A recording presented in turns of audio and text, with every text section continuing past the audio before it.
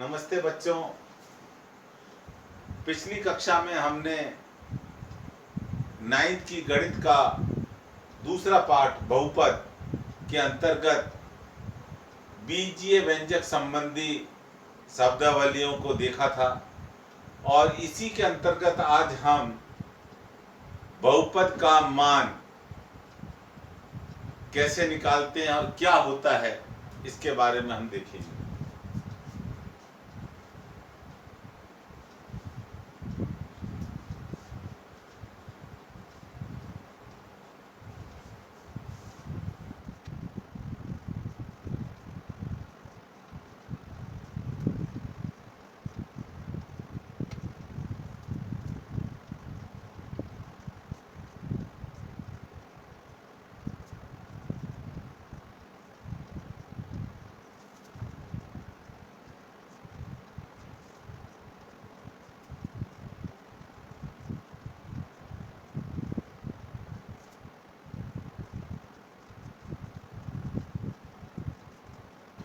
ये जो px है इसको हिंदी में बहुपद है और ये बहुपद के संकेतांक के रूप में हो रहा है। बहुपद को दर्शाने के लिए गणित की भाषा में px यानी x चर का बहुपद, पॉलिनोमिनल ऑफ वेरिएबल x, इसको अंग्रेजी में बोलते हैं p से पॉलिनोमिनल, x यानी वेरिएबल x। तो ये हो गया हमारा x चर का या चर x चर x का बहुपद। ये हमारा चर x का बहुपद है। यहाँ भी लिखा चर x का कोई बहुपद है और k कोई वास्तविक संख्या है। अगर हम k का मान जहाँ जहाँ x दिया हुआ है वहां पर k रख देते हैं, प्रतिस्थापित कर देते हैं, यानी हटाकर x को हटाकर हम क्या रख दे रहे हैं, k रख दे रहे हैं, तो हमें जो मिलेगा वो वास्तविक संख्या कोई मिलेगी, वो वास्तविक संख्या बहुपद का मान कहलाएगी। अब जैसे उदाहरण के तौर पे हमारा जो बहुपद है वो दे रखा है 4x + 5। मान लो ये कोई बहुपद दे रखा है और हमें कोई वास्तविक संख्या दे रखी है k = 5। तो यहाँ पर p5 4 × 5 + 5, तो ये हो गया 20 और ये हो गया 5, तो ये 25। जो 25 आया यही 25 क्या है, बहुपद का मान है, बहुपद का मान। अब हम इसी के अंतर्गत बहुपद का शून्यक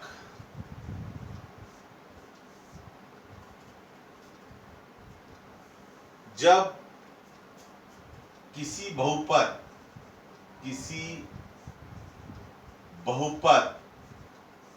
px में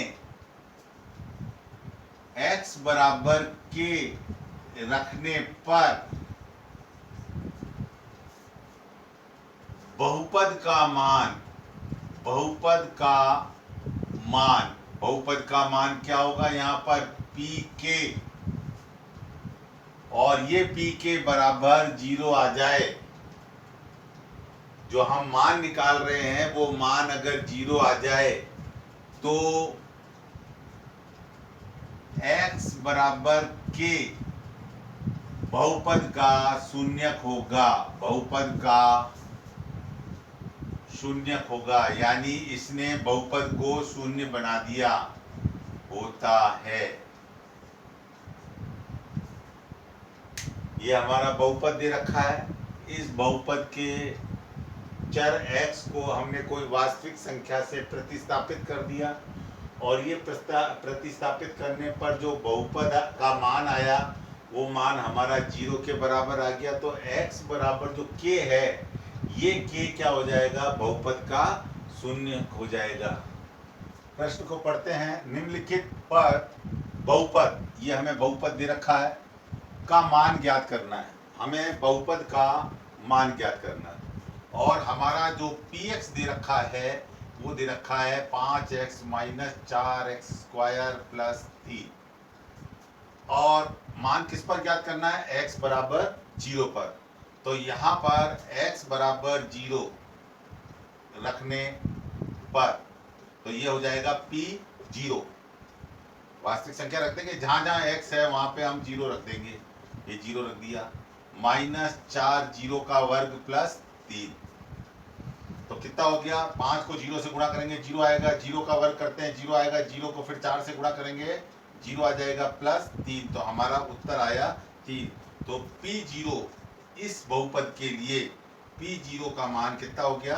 3। इसी प्रकार हम आगे वाली उस पे आ जाते हैं। यहाँ पर वही बहुपद हमारे को सेम बहुपद दे रखा है, बहुपद बदला नहीं है, और यहाँ पर x बराबर -1 रखने पर ये चिन्हों का विशेष ध्यान रखें प्रश्न को हल करते समय।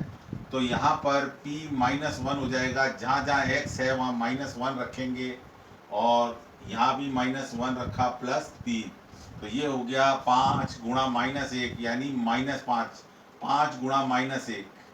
यहाँ पर देखें आप, तो ये अगर -1 का वर्ग करते हैं तो +1 आता है। कैसे आता है उसको देख लें। -1 गुणा -1 बराबर माइनस गुणा माइनस प्लस, और 1 गुणा 1। हमेशा जिसकी घात, माइनस की घात अगर सम संख्या है तो प्लस आएगा, माइनस की घात अगर विषम संख्या है तो माइनस आएगा।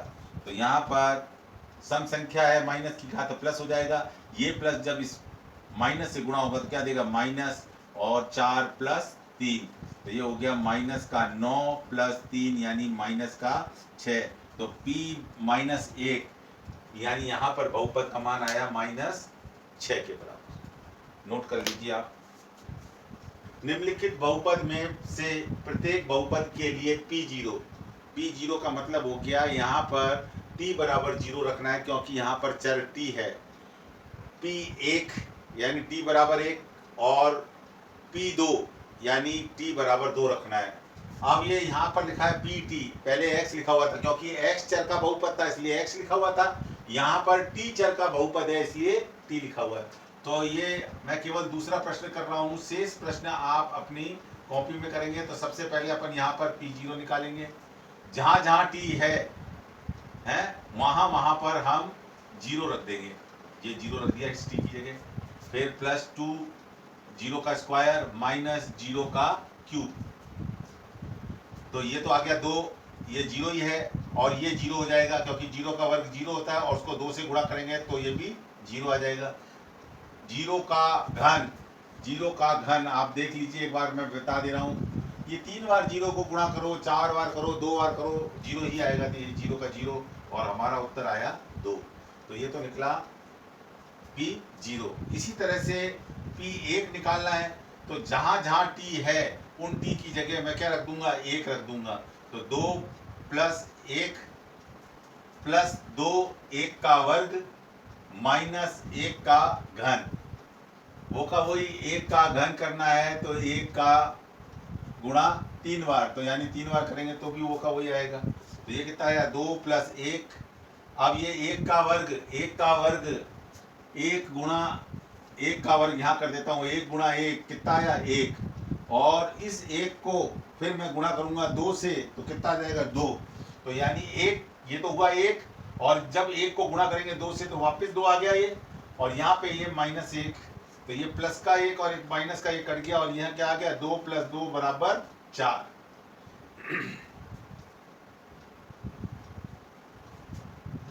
अब हमारे को निकालना है P2।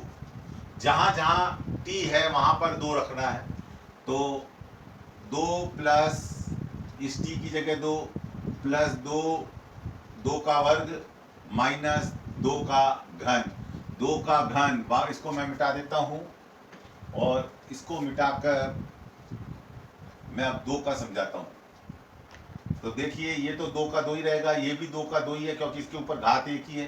अब आगे आ जाते हैं, तो 2 गुणा 2 का वर्ग, यानी ये 2 का वर्ग क्या होगा? 2 गुणा 2 यानी 4, तो ये हो जाएगा 2 गुणा 4 यानी 8 प्लस का 8।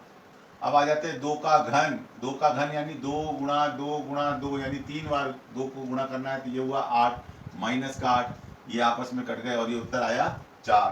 तो P0 का मान तो आया 2, P1 का मान आया 4, और P2 का मान भी हमारा 4 आया। इसी प्रकार इसके जो शेष प्रश्न हैं, अगर x चर का है तो वहां पर x बराबर 0 रख देंगे, x बराबर 1 रख देंगे और x बराबर 2 रख देंगे। इसी प्रकार आपको दूसरे प्रश्न के अन्य जो बाकी शेष प्रश्न हैं वो आपको करने हैं।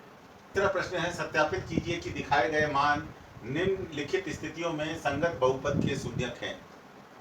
पहला दे रखा है px बराबर 3x प्लस 1 और हमें रखना है x बराबर माइनस 1/3। तो यहाँ पर हम ये निकालते हैं, बहुपद का मान निकालते हैं किसके लिए, x बराबर माइनस 1/3 के लिए। और अगर ये 0 आ जाता है तो माइनस 1/3 क्या हो जाएगा, शून्यक हो जाएगा। तो रखते हैं अपन, यहाँ पर मैंने ब्रैकेट के अंदर रख दिया माइनस 1/3 प्लस 1। अब देखिए ये है वास्तव में इस तरह से लिखा हुआ, ये अंश और हर की राशि कट जाएगी और ये आया -1 प्लस 1 और दोनों आपस में कट रहे हैं और आ गया हमारा 0। अब ये मान जो आया है p माइनस 1/3 किसके बराबर आ गया, 0। तो हम बोलेंगे x बराबर -3 px का शून्यक है, शून्यक है, यानी ये हमारा px ये था, उसका शून्यक ये है। सेकंड प्रश्न पर आ जाते हैं। यहाँ पर हमें p निकालना है 4/5 के लिए। अब देखते हैं कि शून्यक है या नहीं।